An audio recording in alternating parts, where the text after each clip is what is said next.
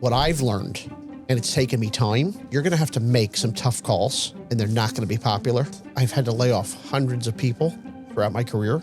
It's never something I enjoy doing, but for the business to survive and thrive, those tough decisions have to be made. While it's not easy to accept, they get there because you did it with compassion and empathy. Insane. Ed Wolff has always been a 0 to 60 driver, from designing fish ponds at 14 to transforming multifamily tech. After leaving New York for Atlanta in '93, a move that opened doors he never imagined, Ed found himself bridging the gap between real estate and technology when the industry was still running on DOS. As president at Aerwave, he's not just selling solutions, he's reshaping relationships through authentic leadership. COVID, for all the bad, forced this business to get transformative. You might say, oh my gosh, online tours? That's not real innovative. Well, for this industry, it was, because this was a on-site people business. No resident wants to talk to the leasing agent at all. They are talking to an AI bot, and they want to pay all hours of the day and night, and they want to pick out their apartment without ever interfacing with a human. So you think we'll get into a world where properties just run itself with no people? That's the facts. That wasn't the case 20 years ago. Ed, welcome to the show. Thanks. I'm very excited to chat with you. You've, first of all, been super helpful in helping me meet people in Dallas. So I just want to call that out and thank you for that. But as we get started, to learn a little bit about you, where you grew up, and what your upbringing was like. Okay. So I appreciate it, Shiv. I was looking forward to this. I love what you're doing. And I think it's transformational for our industry, but also for building relationships that are meaningful and authentic. So I'm originally from New York, spent 20 years in the Long Island area, raised with very, very humble beginnings. My dad was a New York City detective. My mom was a secretary. And I said to myself, I want more out of, kind of my life. Not that I was raised terrific, but I wanted to do more, and I didn't see myself staying in New York. So moved to Atlanta in '93, the best decision of my life. It gave me the opportunity to really experience different cultures, different experiences. It pushed me out of my comfort zone. Went to Georgia Tech and got my MBA in technology management. I was the first person in my family to get a master's degree. And that was really what helped propel my career, quite frankly, because not only was I able to demonstrate that, hey, I was more than just a kid from New York. It was, you have drive, you have passion, you have street smarts, and you're willing to help people be the best version of themselves. And so I spent 20 years in Atlanta and then got relocated to Dallas, which ironically, almost every company that I worked for, they had me open an office in Dallas. And so it was like, maybe Dallas is where I need to be. And it sort of all fell into place. And, I kind of see Atlanta and Dallas very similar. People are friendly, multifamily mecca. And it's all about relationships. So here I am. That's amazing. So, okay. So grew up in New York. What part was it? New York, or like actually in Long Island. Oh, in Long Island. Sorry. Okay. Yeah. Long Island. And growing up, do you have any siblings? I have a sister. Okay. How is she, older or younger? She's younger, and she's in Charlotte. She's in Charlotte. Yeah. Okay. Were you guys close growing up? We were close. She was more of an athlete, track, gymnastics. I was more the nerdy kind of academic. But we got closer as we got older. But we came from a very close half Italian, half German family. So that's the Wolff is German, and my mother's maiden name was Cirillo. So like that closeness, we had Sunday dinners. We had extended family, 20 people every Sunday. So that's a long-winded way to say that my sister and I got closer as we got older. And so now we're really close. So you mentioned your dad was a detective and your mom was Secretary. A secretary. Yep. Was money an issue growing up, or was it just a non-topic topic? Yeah, it's an interesting question because we never were without, but we also didn't know any different.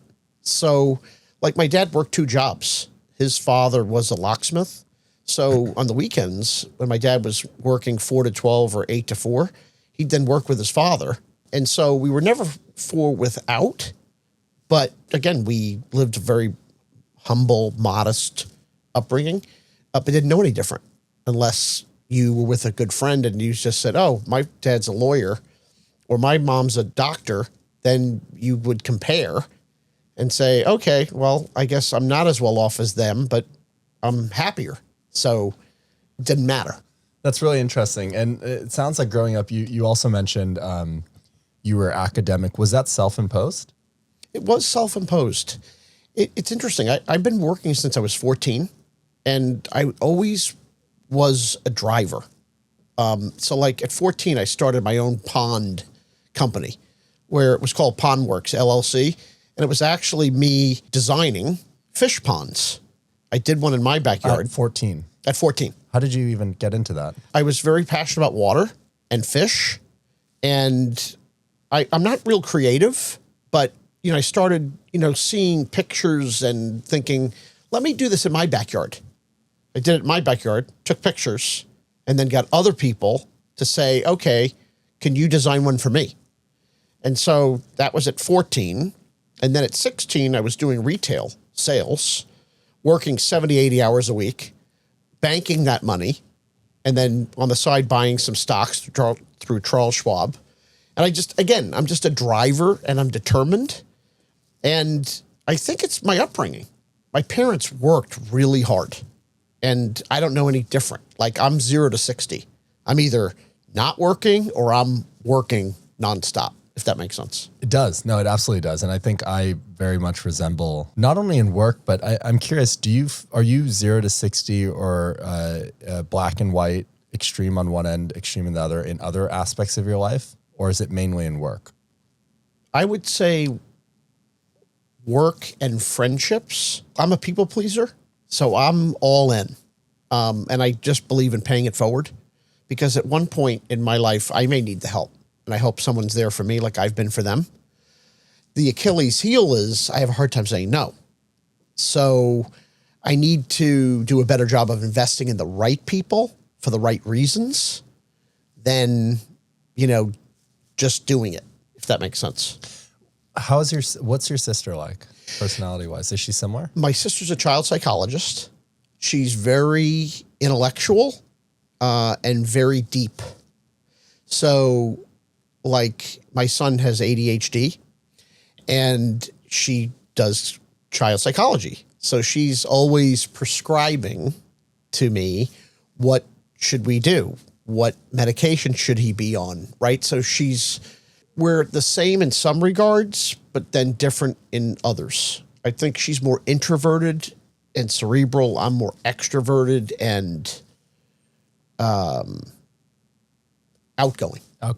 So when you talk about how a lot of your drive being a driver, which I very much relate to, is a product of your upbringing. When you think about your sister, does she share those similar traits, or would you say is she a driver? Because it seems like in some ways she's taken a different approach. She's taken a different approach. It's a good call out. So I guess what I'm curious about is like when you think about how much your parent, like if you were to weight by percentage, how much you are a driver because of your upbringing versus like what you think is just inherent in you, how would you weight that? And it's a hard question to actually self-answer. Right. I would say to you, because I didn't know any different, right? I saw my dad work 2 jobs. I saw my mom work. She stayed home until we graduated from high school, and then she went to work. So she was always home, making meals, being the caregiver, caretaker. I would say, however, seeing them volunteer and spending all that time, I would say it's probably 75-25. 75% is watching and modeling their behavior, and then 25% is just a natural desire to push myself to be the best version of myself.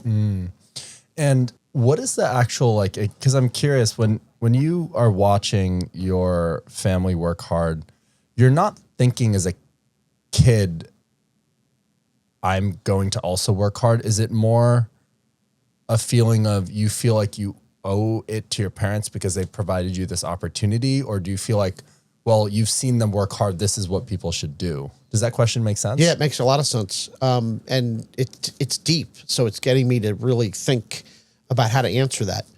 I would say I've always wanted my parents to be proud of what I do and why I do it. In fact, they would always remind me to always look at yourself in the mirror and never do anything that would compromise your values or beliefs to get ahead. At the same time, right, don't have expectations and you won't be disappointed. These two things resonate with me, right? Like I'm 53 and these two things have stuck with me. With that said, I've always wanted my parents to be proud, but at the same time, I don't know any different. Like, so I saw them work and work hard and they got rewarded for that. Similarly, I've always worked hard since 14 and I've always been very blessed. So I don't know any different. So I think it's a combination of hardwired, what's in your DNA, and then surrounding yourself with others that have a like and similar hardwiring.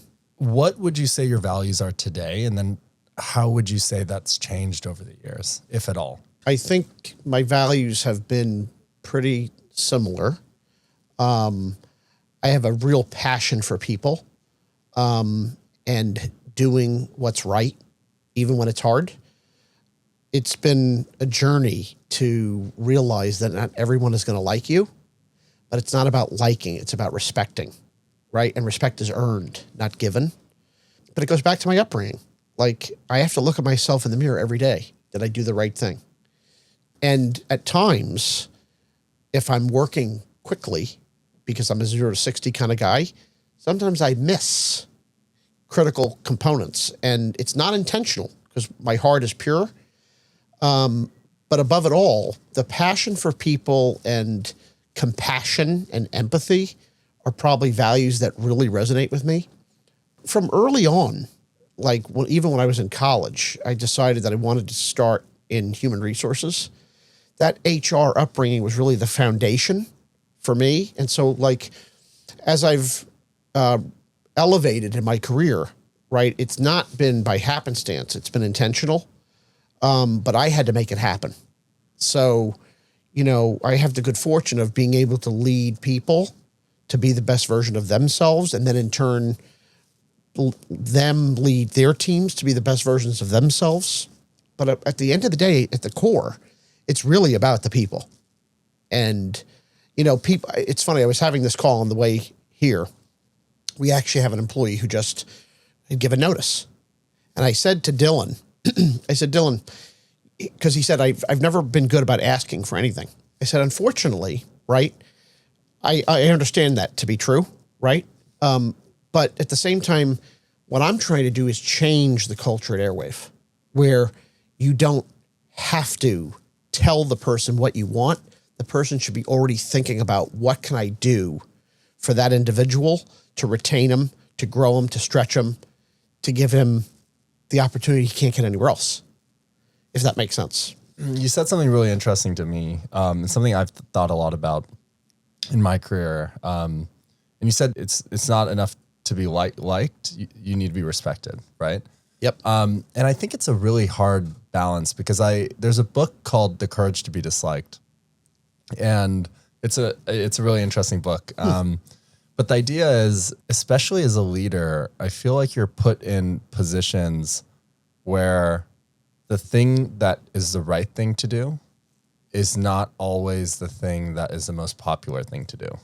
And it's really challenging because if you optimize for being liked, you're not necessarily doing what's in the best interest for the company always. Have you been in situations where you've had to deal with that? Yes. What's your advice for people doing? So I was told by a former CEO that I was too nice. And that resonated with me because you can be nice but at the same time, you have to make tough decisions.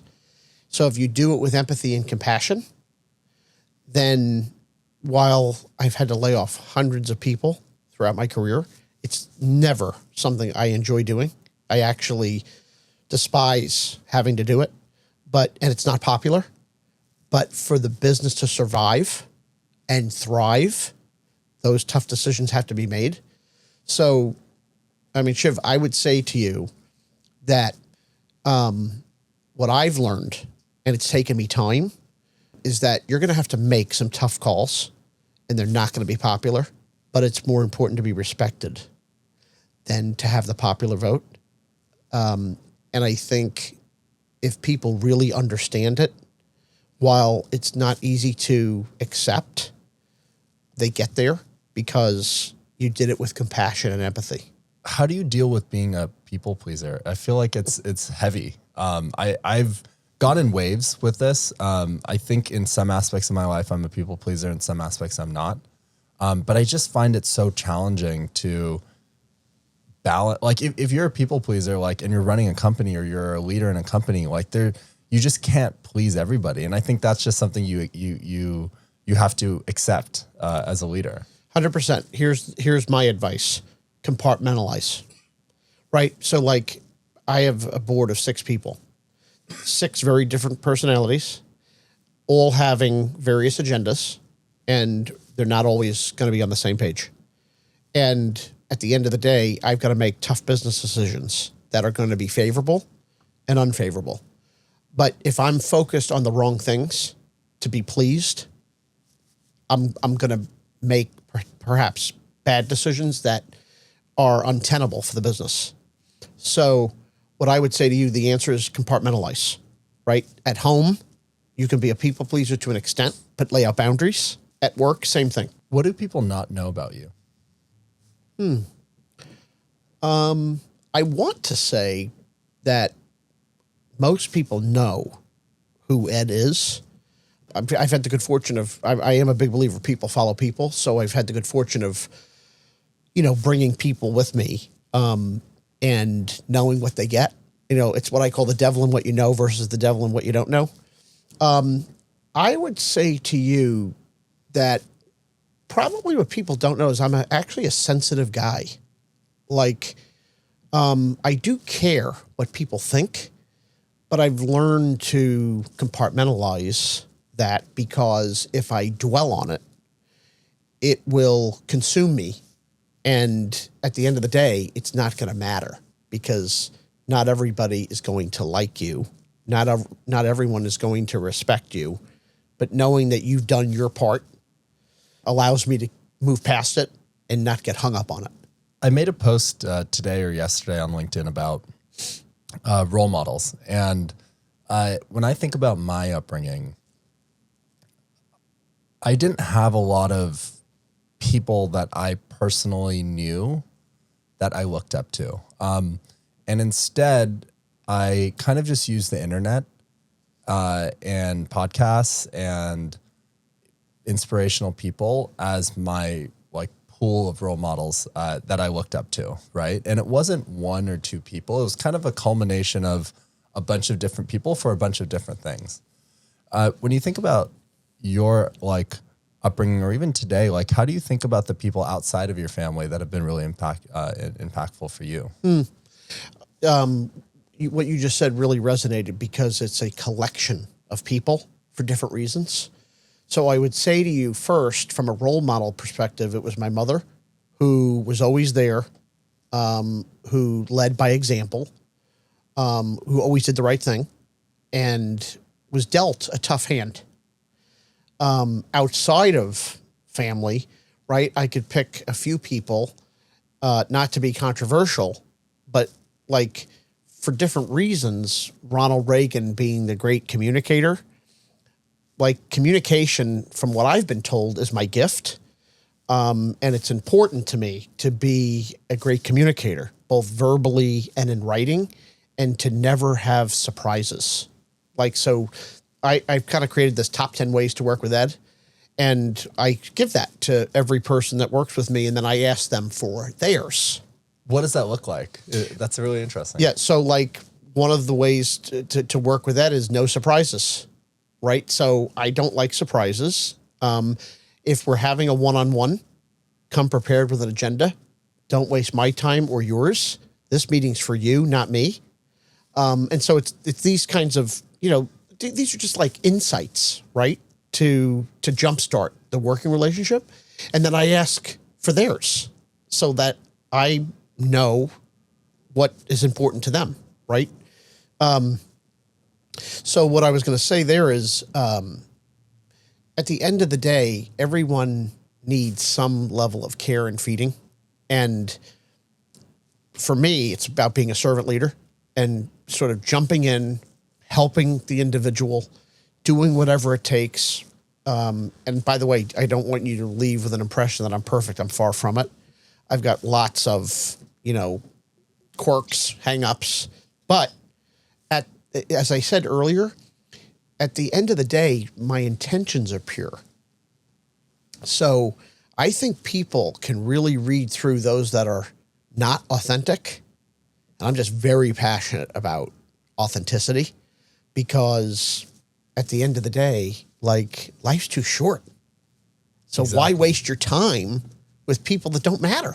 Exactly. And I just feel like it's easier to just kind of be authentic. Like even this podcast, that's why I made the podcast the way it is, which is unfiltered conversations. I'm not, I have themes that I talk about, but I don't come with like questions. I didn't give you questions in advance.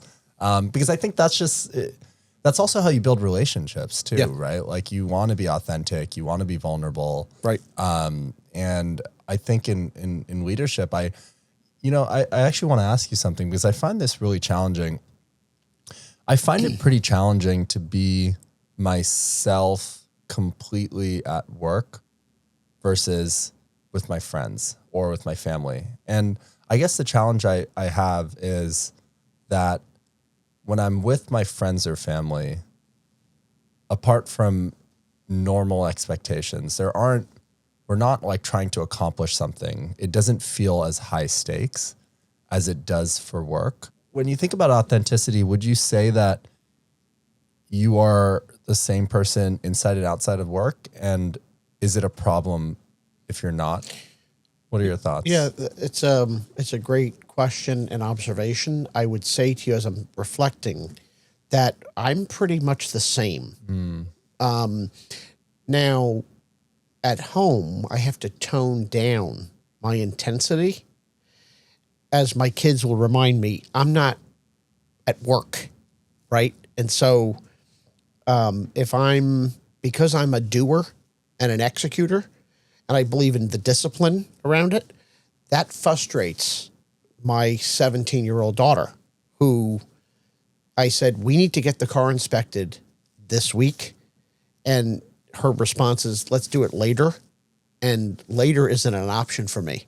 So, like, again, I think there's this carryover from work to home. But because I've always had to execute, like, I don't know any different. So for me, it's hard to really unwind and chill. But when I do, I'm chilling. What are the other costs of having such a high like motor? I don't know how to answer that question. I need to think about it. Yeah. Truthfully. Again, it goes back to my comment. I don't know any different. Like, I'm a 0 to 60 guy. I guess the cost would be in the event, right, of a health scare or issue. It could cause me to slow down. But I also feel like, at 53, I have so much time. Like, this is Ed with no coffee. Now, just make no mistake. At 9 o'clock, I'm out. PM. Up at 5 a.m. Down at 9 p.m. And like, I'm watching, a Netflix or a documentary, or I'm reading a book because I need, that time to kind of reset, recharge. And then in the morning, the best time to meditate and to prepare for the day is in a steam room or a sauna, which is my favorite pastime. 100%. Same. Yeah. No noise, No distractions. Same. That's awesome. I'm actually, that's the first time right before we started recording, you asked me what was the genesis of this idea and the podcast. And I was giving you a little bit of the answer, but now that you just mentioned that, I realized that it was basically a series of sauna sessions and steam room sessions where of course it was outside of that, but I value the sauna and steam even more than the shower for that reason, because one, it's just extremely relaxing. Two, I don't bring my phone in. Yep. And I just feel like you just are able to think so clearly. I just find, and it's almost magical how when your mind is still or you're in an environment with no distractions, how, at least for me, how fluid your thoughts are and how crystal clear your thoughts are. And it makes me think about the cost of society as a whole for being so distracted in so many different ways. Like, what if we were all just super present? What is like the economic value that would be generated for society because of it? So here's just an interesting tidbit, right? Literally. So whenever we go out to dinner as a family, my phone is left in the car by design. I don't want it around me. I don't want to be distracted. I don't want to have the urge to check it. Tonight, on the way here, right, my daughter's studying for 2 exams. And Shiv, I'm telling you, she said to me at 4:00, Dad, please take my phone. I don't have the discipline. I need to study, or else I would be downtown Dallas with you watching this podcast. But I don't have the discipline, so please take my phone. So I have her phone in my car for the next 2 hours so that she can study. Now, again, when you think about that, like, how crazy is that? Right? So my son says to me, well, I'll just take the phone and put it in the safe. We had to physically remove the phone in order to be not distracted. I just find that shocking. Insane. Insane. It brings me back to when I was a kid, I would do the same thing, actually, which is really crazy that you brought that up. I would switch off. I wouldn't give it to my parents, but I'd switch it off. Yep. I'd put it in a bag and I'd put that bag somewhere else.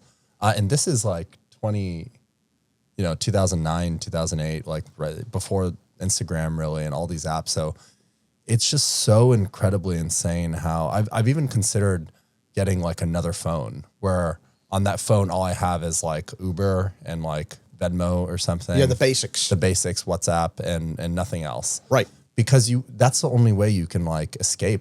So a colleague of mine told me, so one thing we do is when we go on spring break or any vacations, the phones go in the safe by design, right? How do your kids react to that? I mean, you said your daughter's 17 and your son's 15. Okay. Guess what?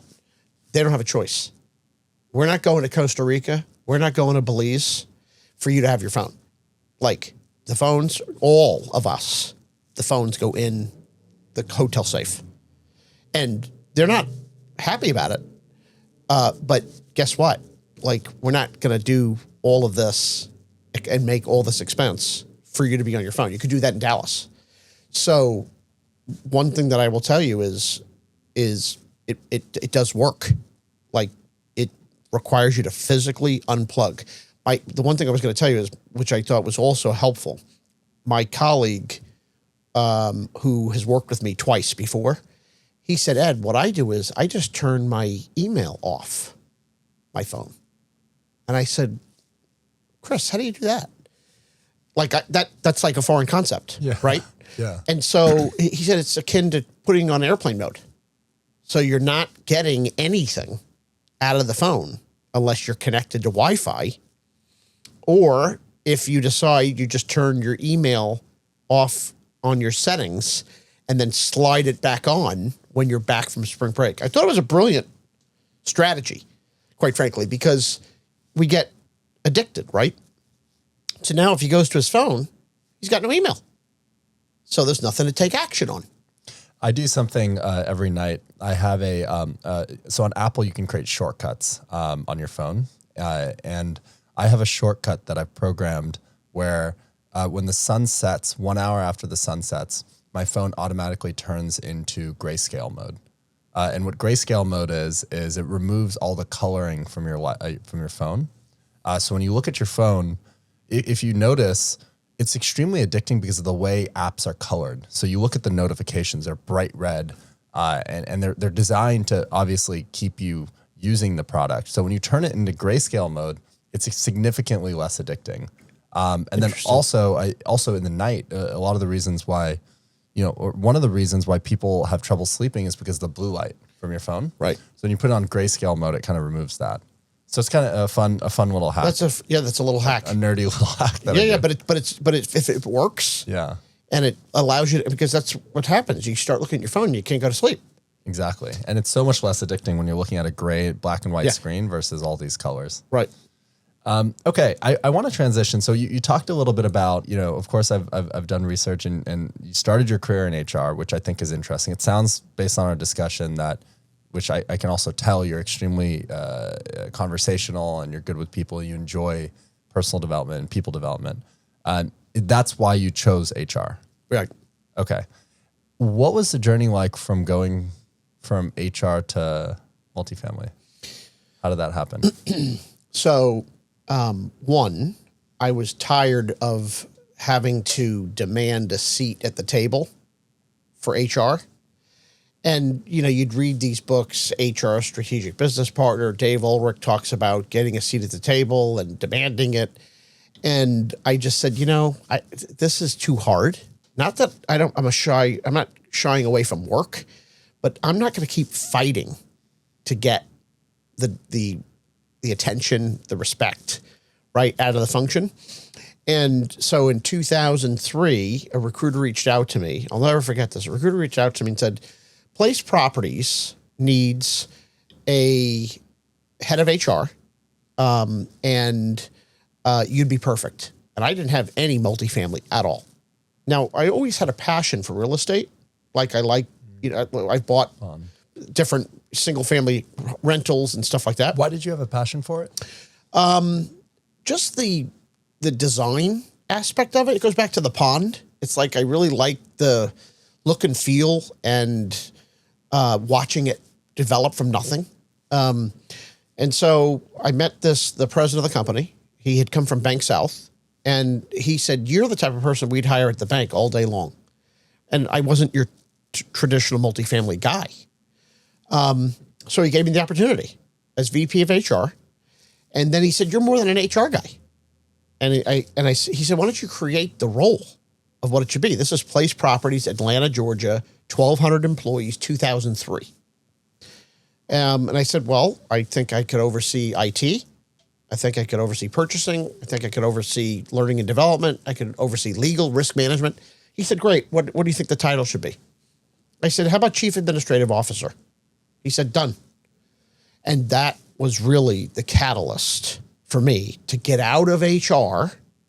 I always had HR reporting into me, and I still do today, but I don't have direct responsibility for it. Does that make sense? Yeah. What was your perception of yourself back then when you were making a transition from one industry to the other? Where was your self-confidence? Were you confident? What was your perception of yourself? Yeah, I was confident. What was your internal monologue? Yeah, I wanted to make a change because at the time I was in tech. And if you remember what happened with the tech bust, I was with web.com right as it went public with Blue Martini software.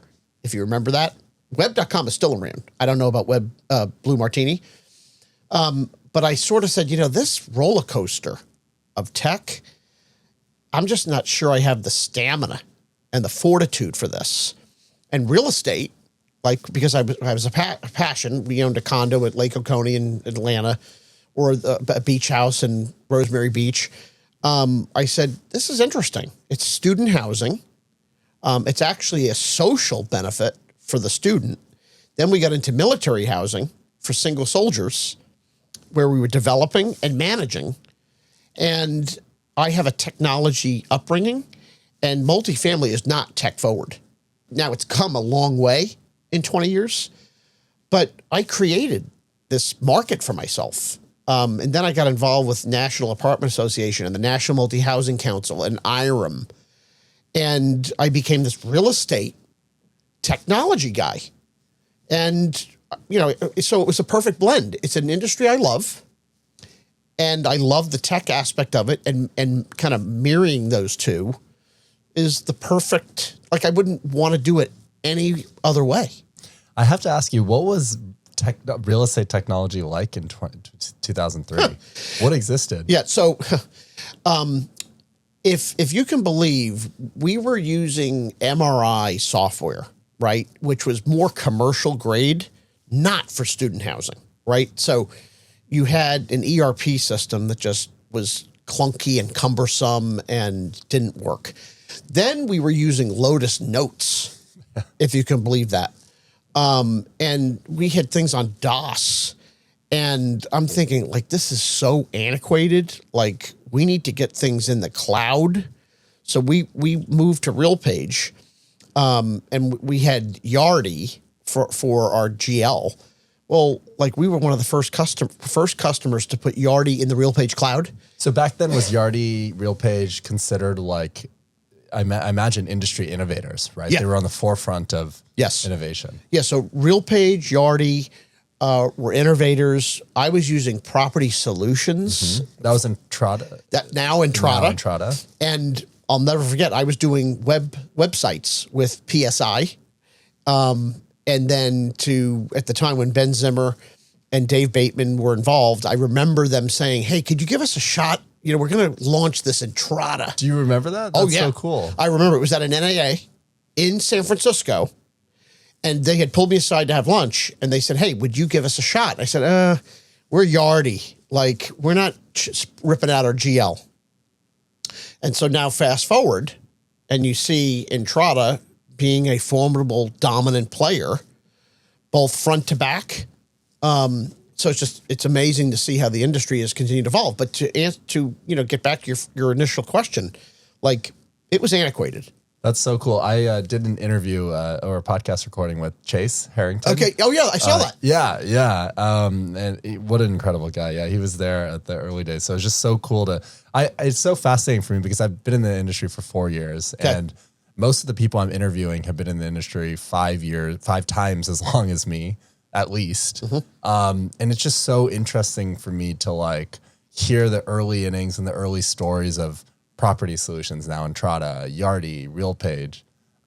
So I cannot imagine if today I feel things are antiquated, what it felt like 22 years ago. COVID, for all the bad, forced this business to get transformative, right? Going to now being forced to do tours, online tours, package management, like just those major, black swan events forced this industry to innovate. And once you innovate, you're not going back. So you might say, oh my gosh, online tours, that's not real innovative. Well, for this industry, it was, because this was a on-site people business. I want to talk to the leasing agent. No resident wants to talk to the leasing agent at all. They are talking to an AI bot, and they want to pay all hours of the day and night, and they want to pick out their apartment without ever interfacing with a human. That's the facts. That wasn't the case 20 years ago. So you think we'll get into a world where properties just run itself with no people? I know there's some. I think RealPage, founder of RealPage, has a couple properties where this is happening. So Steve is a big proponent of that. Yeah. I worked for Steve Wynn, and he was very passionate about it. Innovator beyond belief. Think about it. He started that business in 1998, right, when it was rent roll. And Steve was a visionary, right? He saw an opportunity to transform this business, and that's what he did. Now, to answer your question, like Irvine apartment communities, especially Newport Beach, like they have really leveraged the technology, and it's all touchscreen. Yes, there is somebody there in the office, but it's pretty tech forward. And again, if you can get everything done without talking to a human, why not? If Amazon can deliver with a drone, it's true. They're testing it here. Then you can do multifamily without a human. When you think about your career and all the people you've worked for, naming names or not naming names, what are the traits or best bosses that you've worked for, and why? So, Jim Rosenberg was one of those. he was a big believer of empowering and enabling and trust. Someone once told me, Shiv, that, and this never left me, if we can't trust one another, it'll never work. You can have a Harvard MBA, you can have 20 years of multifamily, but if we can't trust one another and know that we have each other's back, the relationship will never work. So that stuck with me, right? And so I'm a big believer of having trust, and it goes back to earning trust, not granted trust. So the empowerment and enablement is a big deal for me, because at the end of the day, are you really giving people the opportunity to do what they know needs to be done? Or are you tying their hands behind their back and then holding them to an expectation that you never can achieve? So Jim was one of those that really stuck with me. I've had really the good fortune of working for a lot of really talented people. Lee Sessions. Lee was at Place Properties. He was the president of Bank South at the time, retired 3 or 4 times over. But, started up banks in Atlanta, was on boards. One thing about Lee that I appreciated was he listened. He would jump in if you needed it. But at the end of the day, he did empower me to make decisions, and he enabled me by giving me the tools. And so, that resonated with me. So, that's the type of leader I hope I am for my teams is, look, at the end of the day, I'll be there every step of the way. I'll do the janitor work if I need to. Nothing's above me or below me. And I think that matters for people. At least that's what I would want somebody that I work for to emulate. 100%. Yeah. I think, just reflecting on what you said, we're traveling in an RV to 20 different cities for 4 months. And the easy thing to do would have been like, I'll stay in an Airbnb, stay in a hotel, and maybe the team stays in the RV or something like that. But I was like, why would you ever want to work with somebody who is like not in the weeds with you? Right. Exactly. Or not on the ground with you. So that didn't even cross my mind. I think one of the things that Elon Musk did I think this was like around 2008 when things were really tough, was he would sleep on the factory floor to like make a message with the engineers right next to them to just say that like, hey, I'm in the weeds with you. And if you're having a hard day, I'm having a harder day. So that just struck a chord with me. So Shiv, one thing that I did was, because property management's it's a tough business, right? You're dealing with customers that aren't necessarily happy. And there's always this divide between corporate employees and site employees. And so I would require every corporate employee to spend a week on site. They pick the property of their choice, and they're in a rotation. They're a leasing consultant one day, they're a maintenance tech another day, they're an assistant manager another day. But guess what? At the end of that week, boot camp, they understand the day in the life. And that was important to cut down on the barriers and the us versus them, right? Because now you know better than anybody what it takes to do this work, and you're not above it and you're not below it. That's so funny you brought that up. We have a company value called move into the customer's office. And it's tongue in cheek, but the idea is you have to, especially as a technology company trying to build software for a property management company, I think a lot of the issues that happen when software companies come in and try to build for this industry is that they're technologists at heart, but they don't understand the problems, right? So we actually have this value move into the customer's office where on the product side and R&D side, we actually go and move into a customer's office, work on site in the leasing office and build new products, show them what we're doing, get feedback, walk 10 feet away, write code, and do that over and over again. That's awesome. Not only us as founders, but also our design team, our engineering team, because exactly what you said, you need everybody to really understand the problems, because otherwise who are you building for? If you can't just like jump on a Zoom call with the customer and hear what their problem is. You have to actually experience it and live it. 100%. This goes back to the voice of customer, right? So our head of customer success has worked with me twice before, and she's fantastic, right? Because Lynn gets the customer and she's responsible for the customer experience. How can you create a customer experience if you don't know what the customer is dealing with. You can't. So it's like she's going out and doing customer events. She's talking to the customer support agents. Like, she's intimate with the customer. And if I were the customer, and I would want that exact same individual running customer success. That's a perfect segue. I want to ask you, you've been on both sides, both the supplier side or vendor side and the operator side. You started on the operator side. Right. And you've transitioned to the supplier side. Right. Why did you transition, and what has that been like? The transition was relatively easy for me. I was a RealPage customer 3 times. So when I joined RealPage, I'll never forget this. This was January of 2014. And I walk into the boardroom and I see all of the people that I bought services from. And they're like, Ed, what are you doing here? And Steve Wynn said, Ed's joined us now. And there couldn't have been an easier transition for me, quite frankly, because all those people, right, that I bought payments from, revenue management from, utility billing from, now they're all my peers.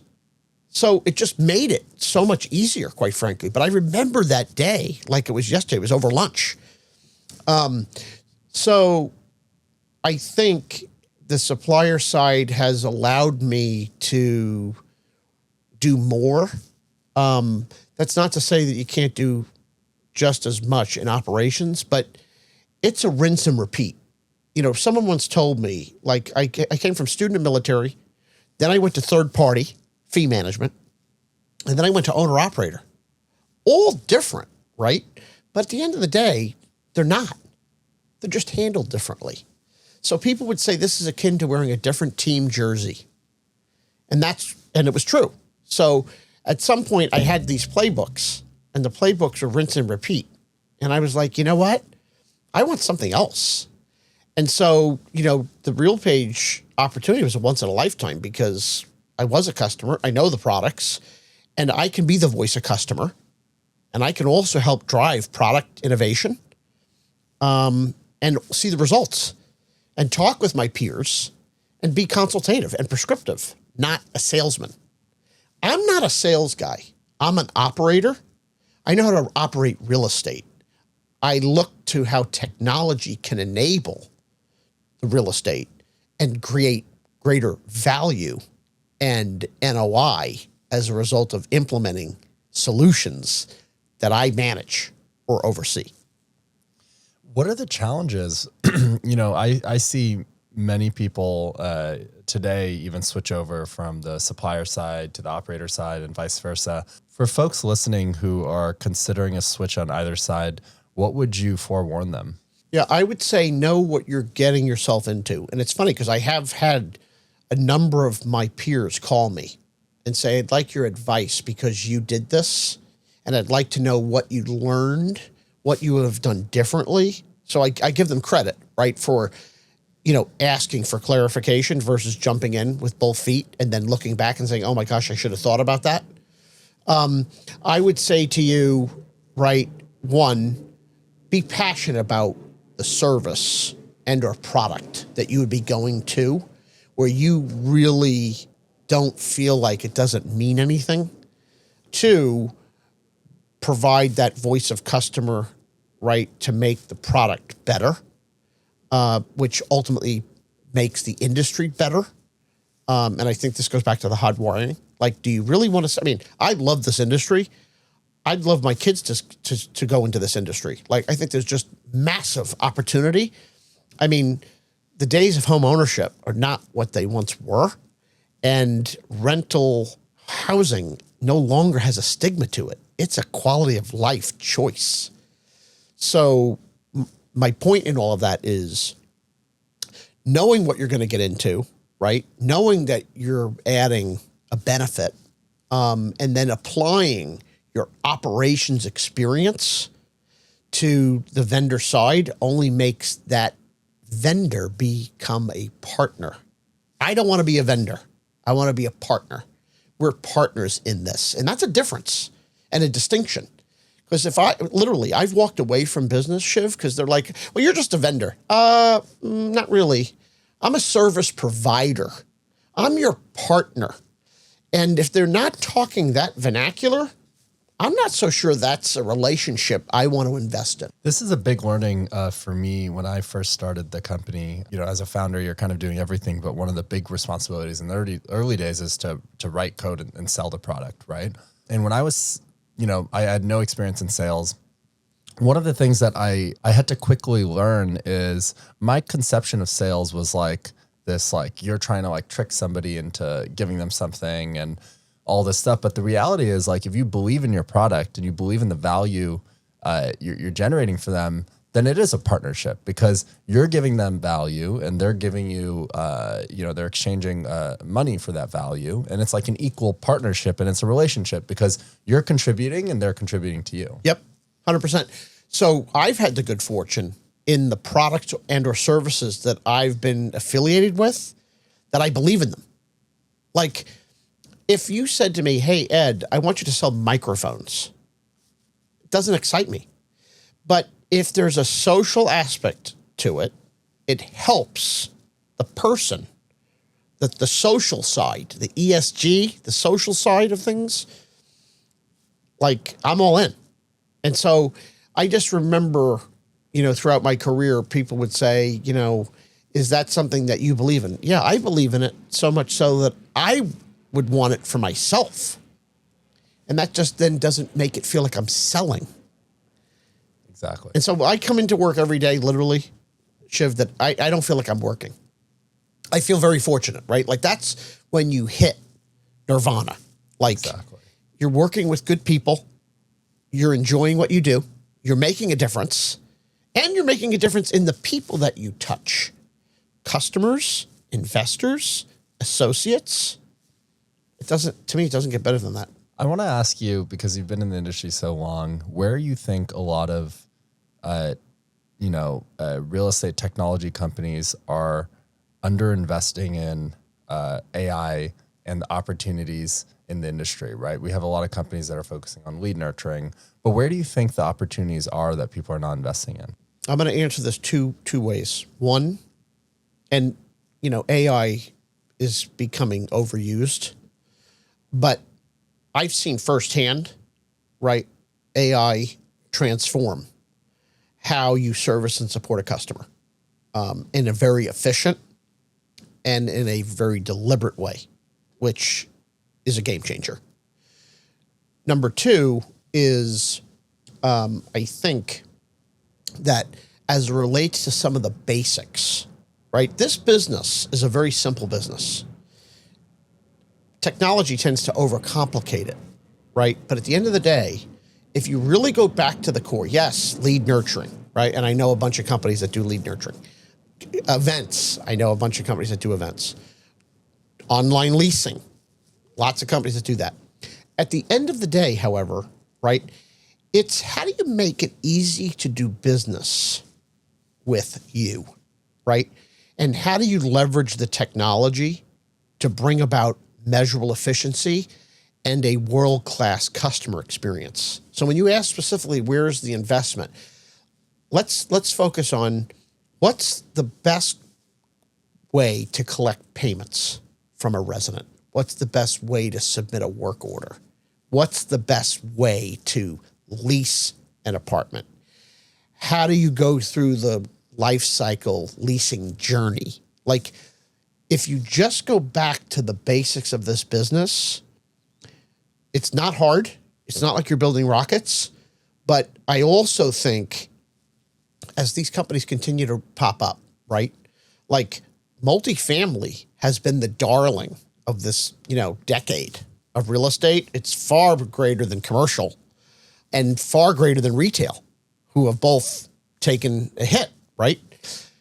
I think the companies that identify the problem, right, work to creating a solution, right, are going to change this industry for the better and for the long haul.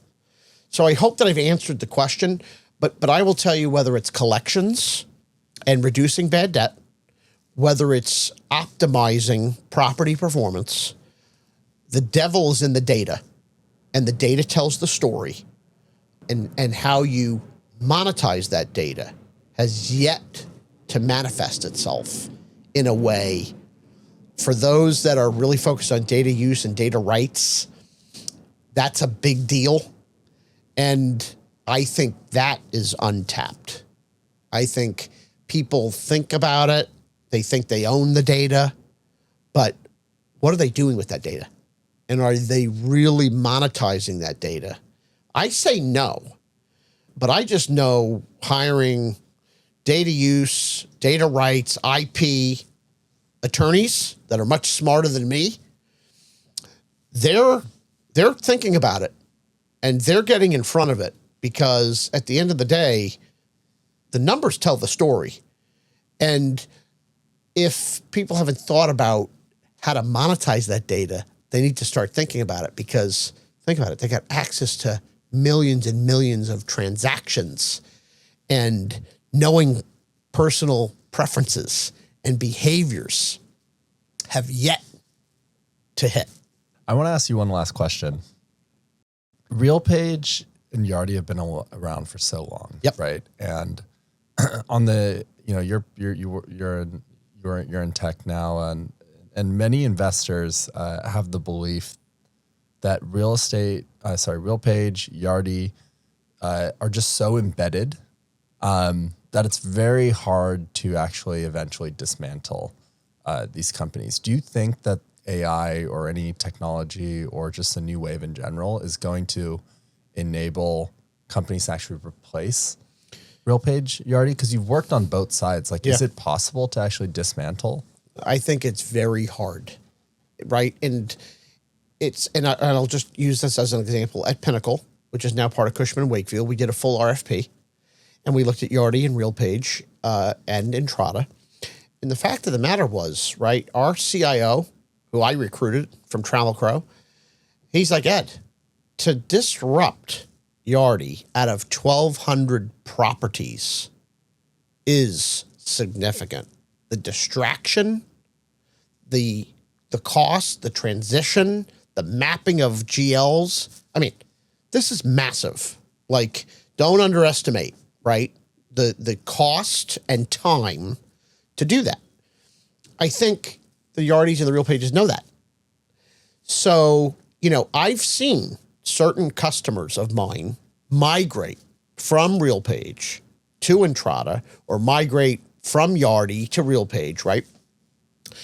And, depending on their size, right, it's still a massive undertaking. It can be done, but it's no different than implementing an ERP solution like NetSuite or Microsoft Dynamics.